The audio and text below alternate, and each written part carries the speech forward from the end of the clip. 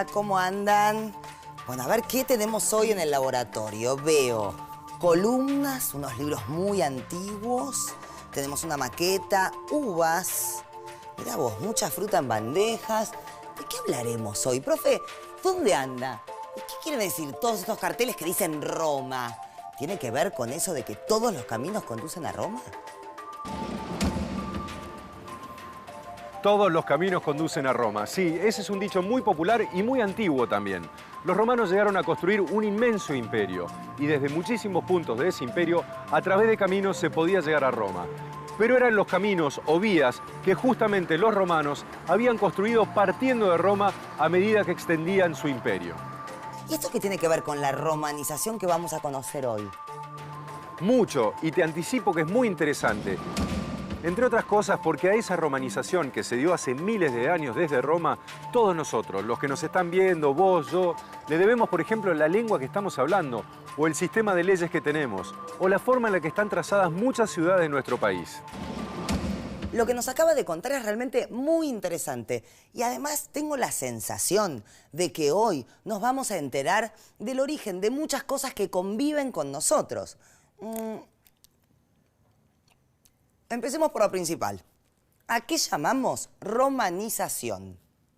Vamos a imaginar algo. Imaginemos a un pueblo avanzando sobre otros con el poder de sus ejércitos. Hacia los 4 puntos cardinales, cruzando los mares, conquistando ciudades, territorios, abriendo caminos para extenderse. Un pueblo imponiendo su autoridad y logrando que otros adopten sus costumbres, su lengua, sus leyes, su cultura. Así se expandió, con Roma como centro, el Imperio Romano, y se produjo en esas tierras conquistadas el proceso que conocemos como romanización. Por lo que entiendo, la romanización fue un proceso que se fue dando desde Roma, mientras se extendía el Imperio Romano, y además causó un montón de cambios en las poblaciones que alcanzaba.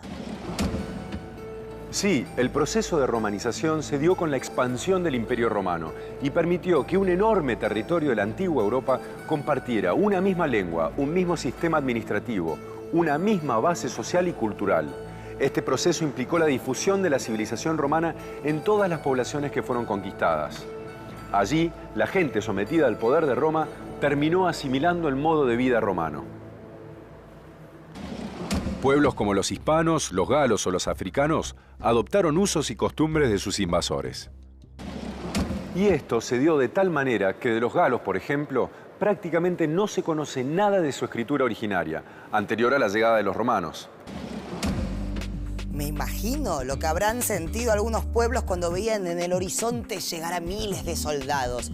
La expansión del imperio y la romanización no hubieran sido posibles sin un enorme poderío militar por parte de Roma.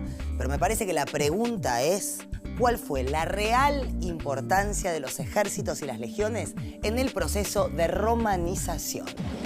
Siempre se ha fijado el interés en el desarrollo y expansión de la romanidad a través de las carreteras y de los ejércitos que avanzaban. Los ejércitos generaron ocupación, instalación de colonias, el desarrollo económico. En el ejército se desarrolló una difusión del latín. También el ejército absorbe algunos aspectos de corte religioso. En la diversidad del panteón romano, dentro de ese politeísmo que todos reconocemos, hay algunas prácticas religiosas que tienen que ver específicamente con el ejército. ¿Cómo era la población que seguía a las legiones romanas? ¿Quiénes la integraban? Con las legiones se desplazaban comerciantes y artesanos que buscaban sacar provecho de las riquezas de los territorios conquistados. También había campesinos arruinados y fugitivos por causas políticas que se asentaban como colonos, lejos de la península itálica, para intentar mejorar su situación. Todos llevaban su idioma, sus costumbres y sus creencias a esas tierras donde se asentaban. Y de esas tierras que incorporaba el imperio, ¿cuáles fueron las que mayor influencia recibieron de la romanización? Una fue la península ibérica, que los romanos llamaron Hispania. Este es un mapa de la antigua Hispania. en la península ibérica, que abarca lo que hoy es España y Portugal. Hispania fue dividida en distintas provincias romanas o circunscripciones a través del tiempo. Los romanos le pusieron ese nombre porque por entonces había por esas tierras muchísimos conejos, y el significado de Hispania es tierra de conejos. Y de ahí de Hispania viene el nombre de España. Claro, con el tiempo y después del fin del Imperio Romano, el término fue transformándose. De Hispania pasó a ser Spagna y después España. Y una prueba de la romanización de estas tierras es que varios emperadores romanos nacieron allí, como Trajano y Adriano, también representantes de la cultura, filósofos como Séneca y los escritores Marcial y Quintiliano. Este es el mapa del Imperio Romano en su mayor extensión. Verán que abarca territorios tan lejanos entre sí como parte de Inglaterra, a ver si me lo pintan con un colorcito, gracias, Turquía y el norte de África. Una biblioteca. Me encantan las bibliotecas. A ver, un libro de latín. Tiene mucho que ver con esto. A ver. Bona fide. Bona fide, separado. De buena fe, quiere decir. Pss, pss. No, Carmina Burana, canciones... Pss, pss. A mí.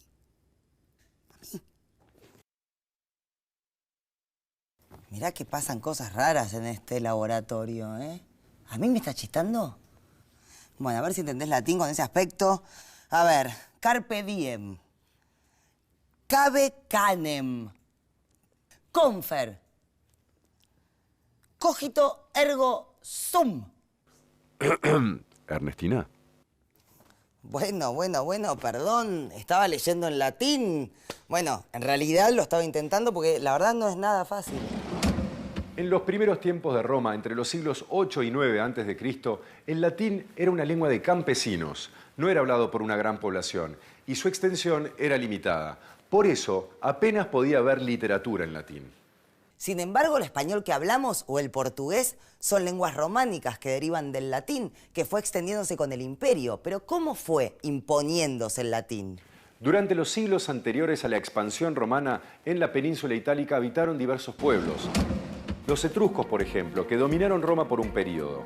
La ciudad también fue invadida por los galos, pero después Roma fue extendiendo su poder por el resto de la península y hacia fines del siglo IV a.C. se había impuesto a sus vecinos. Los etruscos influyeron en la lengua y la cultura de Roma, pero sobre el latín fue mucho mayor la influencia de los griegos. Durante el imperio, el latín se convirtió en la lengua común en su parte occidental y en la oriental predominó el griego. A su vez, el latín se transformó en la lengua de la administración, el comercio, la cultura y el ejército. A mí me gustaría que nos cuenten qué era el latín clásico y además quiénes lo utilizaban. Supongo que ustedes también. El latín clásico era el latín escrito y el latín que utilizaron las clases administrativas, las clases del poder político y económico de Roma, fundamentalmente una vez que estaban expandiéndose a lo largo del Mediterráneo occidental y del Mediterráneo oriental. La impronta de lo que debería ser una lengua que se utilizara no solamente desde el punto de vista administrativo, sino fundamentalmente desde el punto de vista cultural, era esa impronta que habían recibido de los griegos, que habían sido conquistados por los militares romanos. El alcance que tuvo el latín clásico es el alcance que puede tener un modelo. Es un modelo, es una institución. La lengua se convierte en una institución más, así como lo era el ejército, así como era la administración de la justicia, así como era la administración imperial propiamente dicha. Escándalo del latín scandalum. Escarabajo del latín scarabeus. Escarlata del latín scarletum. Bueno, si alguien duda de que el español sea una lengua románica que deriva del latín, consultando cualquier diccionario lo vas a leer miles de veces. Mirá, sigo. Escarpín del latín escarpus. Esclavo del latín esclavus. Pero ¿Cómo surgieron el español y las otras lenguas románicas a partir del latín? Dentro del imperio se desarrollaron variantes de la lengua latina, conocidas con el nombre general de latín vulgar, que eran utilizadas por los habitantes de cada región. Este latín vulgar o popular era la variante oral del latín, el que usaban en su vida cotidiana ya sea los romanos más ilustrados o los analfabetos. Este latín vulgar es importantísimo porque de él, y no del latín culto de la literatura, es que proceden las lenguas romances o románicas, como el español. Además del español, las lenguas románicas más importantes son el portugués, el francés, el italiano, el rumano, el provenzal, que se habla en la parte sur de Francia, el catalán, la lengua nativa de Cataluña en España, y el sardo, de la isla italiana de Cerdeña. Este es el mapa de la red de comunicaciones, de caminos que construyeron los romanos, nada más que en la península ibérica. Pero estos caminos se extendían por todo el imperio. Era por eso que dijimos hace un rato que todos los caminos conducen a Roma, ¿se acuerdan? No escucho, ¿se acuerdan? Ah. Entonces, para viajar, por ejemplo, desde Tarraco, en este extremo, hasta Toletum, en el centro de Hispania. Tomaban esta vía por la costa del Mediterráneo hasta Saguntum, después este camino hasta Bilbilis y esta otra vía hasta Toletum. Sin esas obras, la romanización no hubiera sido posible. A través de esos caminos, por ejemplo, los romanos llevaron el latín, que dio origen a todas las lenguas que vimos, a los rincones tan alejados de Roma. Estas llamadas calzadas fueron un elemento clave para el imperio. Era una asombrosa red de vías de comunicación, sumamente eficiente. Comenzaron a construirse desde la creación de Roma y cuando se extendían los dominios romanos, facilitaron el transporte de mercancías y el imparable avance de las legiones. Los romanos llegaron a disponer de 85.000 kilómetros de calzadas o vías que recorrían el imperio. ¿Y cómo empezó a construirse esta red en Hispania, por ejemplo? ¿Qué era lo más importante para los romanos? Cuando empezaron la conquista de la península. El primer objetivo de los romanos era unir la ciudad de Cádiz, que vemos bajo el nombre romano de Gades, con los Pirineos, su punto de entrada por el norte. Cádiz era una de las ciudades más antiguas de Europa y por entonces la más importante de Hispania. Las principales vías romanas fueron siguiendo los fértiles valles de los ríos Ebro, Duero, Tajo, Guadiana y Guadalquivir, y la ruta natural de la costa oriental. Sobre estos ríos, los romanos también construyeron puentes, como el de la ciudad de Córdoba, sobre el Guadalquivir, o el de Mérida, sobre el Guadiana, que aún se conservan. En las vías, los romanos ubicaban cada 1000 pasos unos monolitos cilíndricos, macizos, de unos 2 metros de altura. Se llamaban milarios y tenían escrita la distancia entre ese punto y el lugar de partida o de llegada de la vía. Me gustaría saber cómo era la construcción de estas vías, cómo las hacían. Primero trazaban el recorrido que debía seguir la carretera y excavaban 2 pequeños canales paralelos que eran recubiertos por 2 hileras de piedras. Así quedaba delimitado su ancho. Después abrían un canal entre las 2 hileras y ponían en el fondo piedras de tamaño mediano. Este proceso se llamaba statumen. Luego cubrían esta primera capa con otra, muy gruesa, de arena o grava, a veces mezclada con mortero. Era el rudus. Y finalmente colocaban un revestimiento formado por piedras trituradas, el nucleus, o por losas de piedra, el stratum. La profundidad del total de esta construcción era de entre 1 metro y 1,5 metros. Las vías o calzadas de los romanos atravesaban campos, bosques, rodeaban montañas. Esas tierras eran la mayor parte de la superficie del imperio. Pero la civilización romana era principalmente urbana. Así que me gustaría que conozcamos cómo eran sus ciudades. Donde llegaban las legiones, los romanos establecían colonias o convertían en ciudades las antiguas aldeas que encontraban. Las ciudades que construyeron funcionaban como lugares de residencia, centros administrativos y económicos. Todas las ciudades contaban con una traza urbana uniforme, una cuadrícula que recuerda un damero o un tablero de ajedrez. Las ciudades romanas se trazaban en forma de cuadrícula, con las calles que se cortaban en las 2 direcciones. Por eso forman las manzanas. Claro, el trazado se basaba en dos grandes calles principales que como ejes se cortaban en el centro de la ciudad, delimitando 4 zonas o barrios.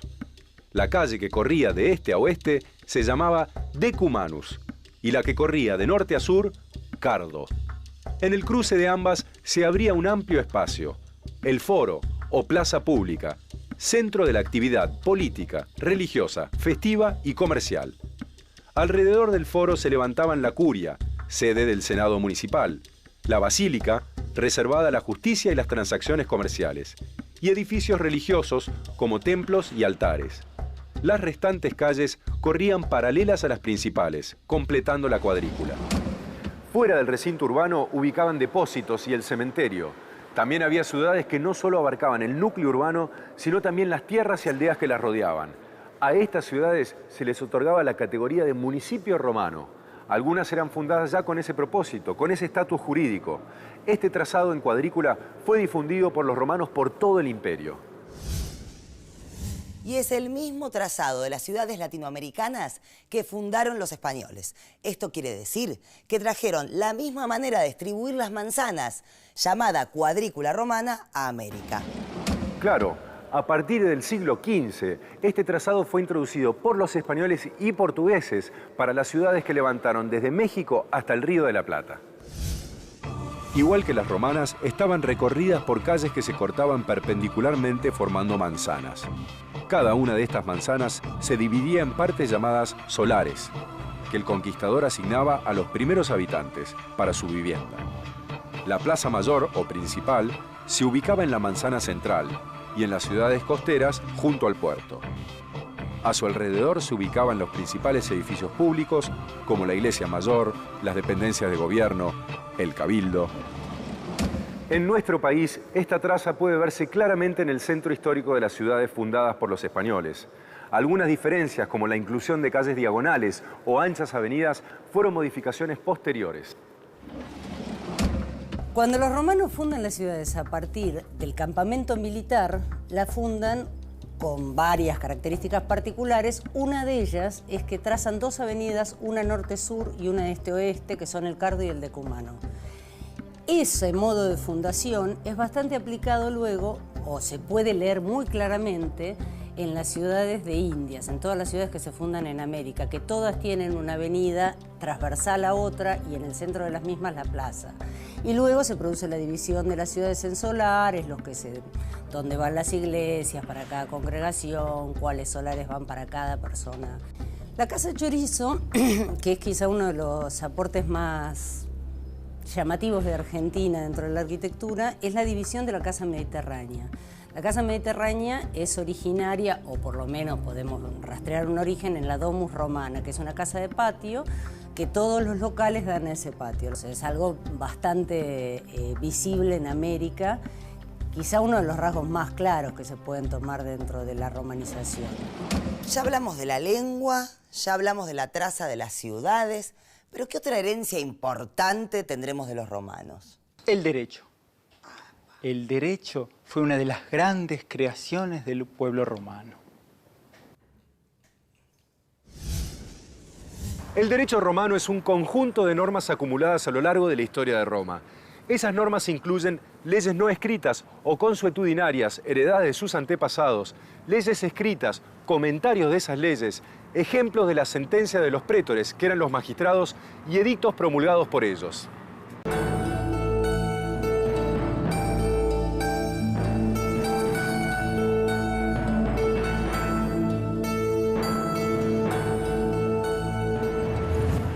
Las leyes regulaban las relaciones entre el Estado y los ciudadanos.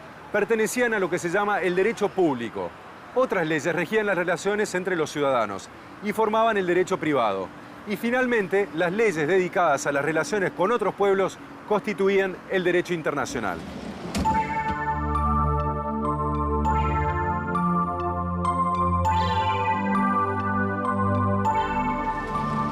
El origen del derecho romano fue la ley de las 12 tablas, redactada en el siglo V a.C.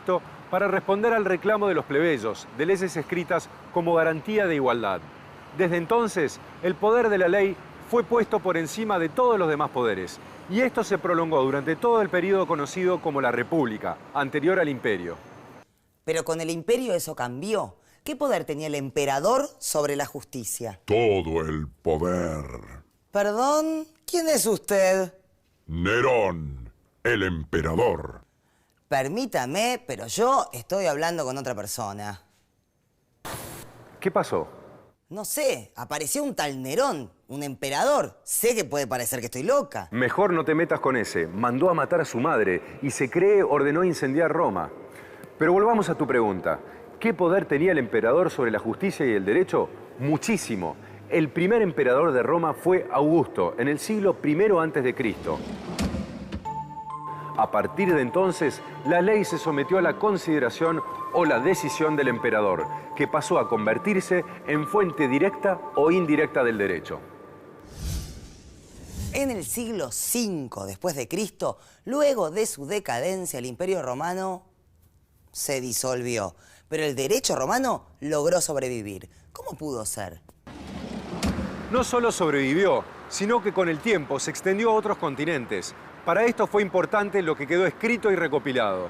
Tiempo después de la caída del Imperio Romano de Occidente, Justiniano, emperador de Oriente, se dedicó a reunir en una colección obras relacionadas al derecho romano, que recibieron el nombre de Digesto.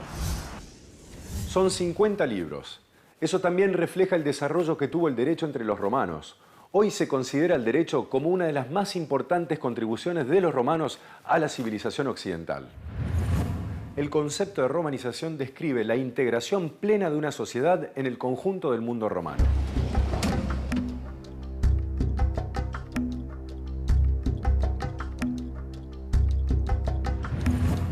La incorporación de la vida urbana, la forma de vestir, el gusto por la literatura, el arte y la vida política se convirtieron en signos que identificaban a las personas como romanos. Los canales o vías más importantes de la romanización fueron la fundación de colonias, la presencia de las legiones y los comerciantes de la capital, que transmitían las costumbres romanas en los distintos territorios del imperio. ¿Qué pasó con los distintos pueblos a medida que los romanos ocupaban su territorio? Fueron asumiendo la cultura romana, como los íberos o los celtíberos, por ejemplo. En sus territorios se fueron fundando ciudades con sus foros, teatros, termas, donde se difundían los valores de Roma. Las poblaciones locales se fueron incorporando a las ciudades, adoptando las costumbres romanas y participando en la vida pública. Este proceso influyó en todos los ámbitos: la sociedad, la economía, la cultura y la religión.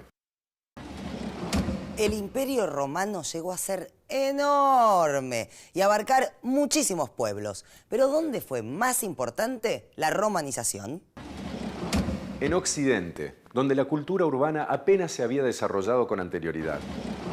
En Occidente el proceso de romanización fue muy fuerte. En cambio, en Oriente, que tenía una cultura urbana muy antigua y prestigiosa, este proceso fue muy débil. Allí siguió predominando la cultura helenística y oriental. Hoy se hablan en el mundo 9 lenguas que tienen raíces latinas. El proceso de romanización abarca esas lenguas, pero no solo esas lenguas. La urbanización, el derecho y los europeos lo que hicieron fue traer a nuestras tierras esa impronta romana que convive con nosotros aún hoy. Acá termina nuestro recorrido por el imperio y por la romanización. Chau, hasta la próxima. Yo me voy acompañada. ¿Vamos? ¿De qué plaza sos? Plaza Italia. Plaza Italia. Vamos para el mismo lado. Escúchame, y contame una cosa que a mí nunca me quedó clara, que fue que...